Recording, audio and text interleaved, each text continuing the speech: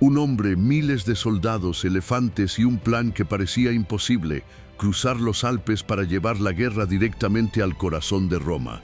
¿Quieres saber cómo Aníbal logró desafiar al imperio más poderoso de su tiempo? No es solo historia, es una lección de estrategia, audacia y supervivencia.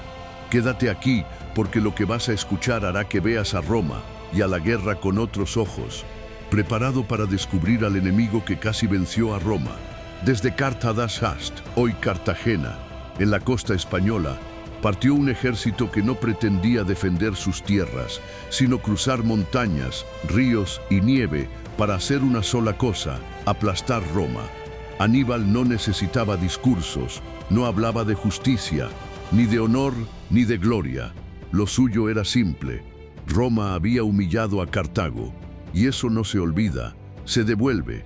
Así que marchó, con decenas de miles de soldados, miles de caballos y elefantes. Sí, elefantes, bestias africanas, entrenadas para aplastar formaciones enemigas, usadas ahora como mensaje viviente. La guerra se avecina y esta vez no será en casa. El plan era una locura para cualquier mente romana, no navegar hacia Italia como habían hecho otros, sino rodearla entera, atravesar la península ibérica, cruzar los Pirineos, el sur de la Galia y luego los Alpes en invierno, con elefantes, pero antes el Ródano. La información llegaba al Senado como un mal chisme. General cartaginés cruza Hispania, dicen que trae elefantes, está marchando hacia los Alpes, pero lo peor aún no empieza, porque lo que ven delante, entre la niebla y la roca, son los Alpes, montañas que ni los propios dioses se atreven a cruzar. Cruzar media Europa a pie, con elefantes, solo para llegar a Roma.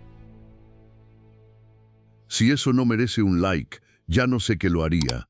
Comenta con qué animal invadirías tú el Senado. Los primeros pasos en los Alpes no fueron cuesta arriba, fueron suicidas. El terreno se volvía cada vez más angosto, las mulas resbalaban, los hombres se empujaban para no caer al abismo. Y los elefantes no estaban hechos para eso. Algunos se congelaban de miedo, literalmente, otros caían por los desfiladeros, llevándose soldados con ellos. Las noches eran una prueba de fe, sin fuego, sin refugio y sin comida. Las raciones escaseaban, hacía tanto frío que el vino se congelaba dentro de las botas de cuero. Los soldados despertaban con los párpados pegados por la escarcha.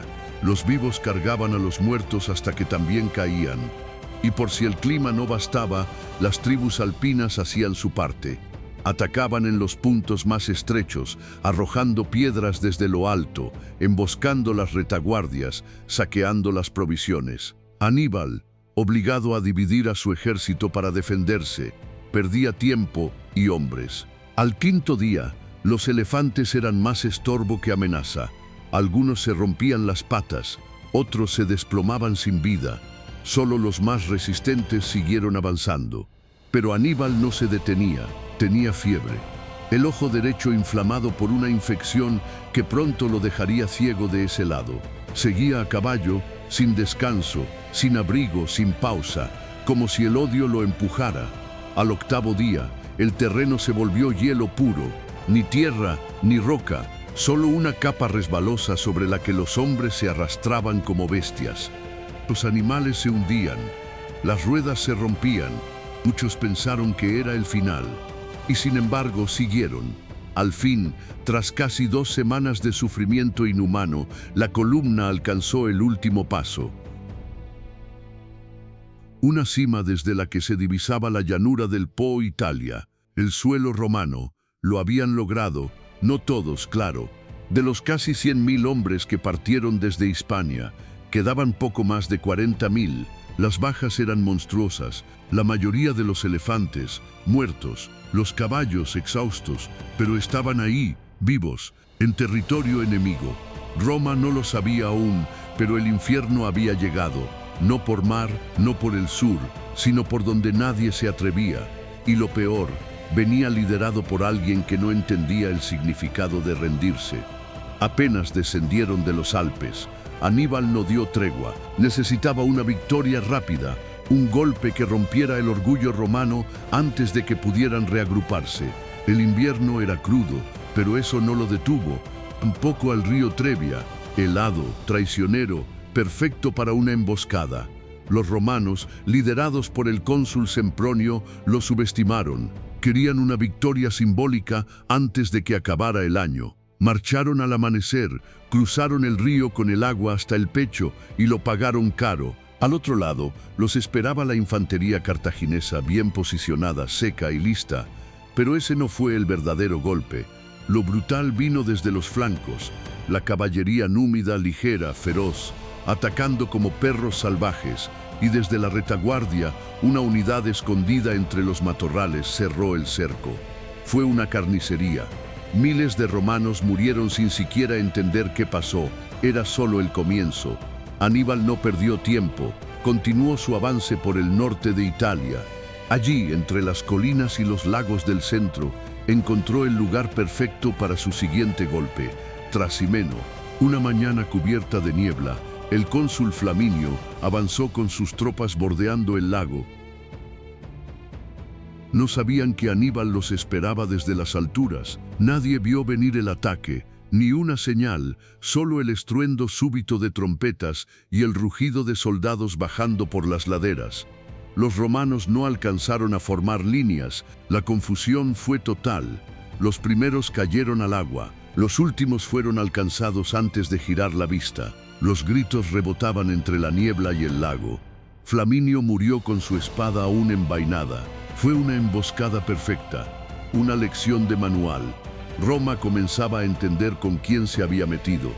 Este no era un enemigo honorable, no se batía en campo abierto por gloria, no esperaba condiciones ni respuestas diplomáticas. Aníbal luchaba para destruir, y lo hacía con inteligencia, velocidad y una crueldad metódica. Italia ya no era un campo de batalla, era un campo de caza, y los romanos la presa. Roma no cayó, no entonces, pero entendió que necesitaba una respuesta total. Nada de escaramuzas, nada de prudencia. Si Aníbal quería guerra, la tendría toda. Año 216 a.C. Se reúnen 2 cónsules, 2 ejércitos y una sola misión: aplastar al invasor. Canas, en Apulia, fue el lugar elegido. Una planicie abierta, sin sorpresas, donde el número podía marcar la diferencia.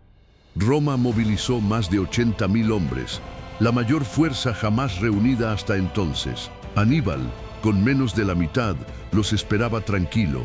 Parecía una locura, pero no era la primera vez. La mañana de la batalla, los romanos formaron una línea ancha y profunda, un bloque humano que avanzaba con decisión.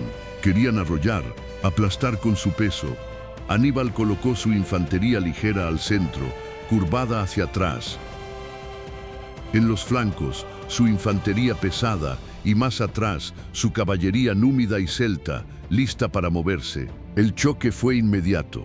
El centro cartaginés cedía poco a poco, como si se rompiera. Pero no huía, se replegaba, controlado, llevando a los romanos hacia el interior del arco.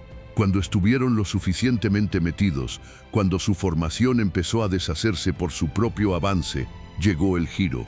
Los flancos cartagineses cerraron como una trampa de oso. La caballería, que ya había dispersado a la romana, volvió por detrás. El cerco se completó. El ejército más grande de Roma había quedado completamente rodeado. A partir de ahí, no fue batalla, fue matanza. No hubo espacio para pelear, ni para huir. Los soldados no podían mover los brazos ni levantar los escudos. Eran aplastados por sus propios compañeros, ahogados por el polvo y la sangre. Algunos murieron asfixiados sin recibir una herida. Se estima que más de 50.000 romanos murieron ese día. Otros 10.000 fueron capturados. Solo unos pocos escaparon. Fue el mayor desastre militar en la historia de Roma. Y lo sabían. 1/3 del Senado estaba muerto. Y sin embargo Aníbal no marchó sobre la ciudad. Las puertas de Roma estaban abiertas, decían algunos, pero él no avanzó. Quizá porque no tenía suficientes hombres, quizá porque esperaba apoyo desde Cartago que nunca llegó, o quizá simplemente porque Roma no se toma, se hunde desde dentro. Esa decisión, la de no rematar, marcaría el resto de la guerra, porque Roma herida, humillada, rodeada de cadáveres, decidió no rendirse. Y eso, para Aníbal, fue el inicio de un nuevo tipo de guerra.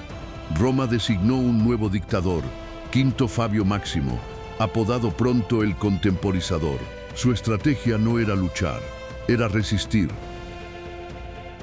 Evitar batallas, cortar suministros, destruir los campos antes de que Aníbal pudiera cosechar. Hostigar, no enfrentar. Sobrevivir, no vencer. Los romanos lo odiaban, lo acusaban de cobardía. Pero poco a poco su táctica funcionó.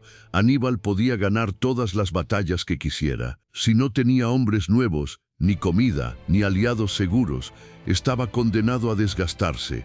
Mientras tanto, Roma, con una disciplina feroz, criaba nuevas generaciones de soldados. Habían entendido que a este enemigo no se le vencía rápido. Había que matarlo de hambre, de tiempo y de desgaste. Y Roma preparaba el contragolpe, lejos de él. El nuevo rostro de la guerra se llamaba Publio Cornelio Escipión. Joven, audaz y formado en las cicatrices que Aníbal había dejado, propuso algo que muchos en el Senado consideraron temerario: atacar Hispania, cortar la raíz, y lo hizo.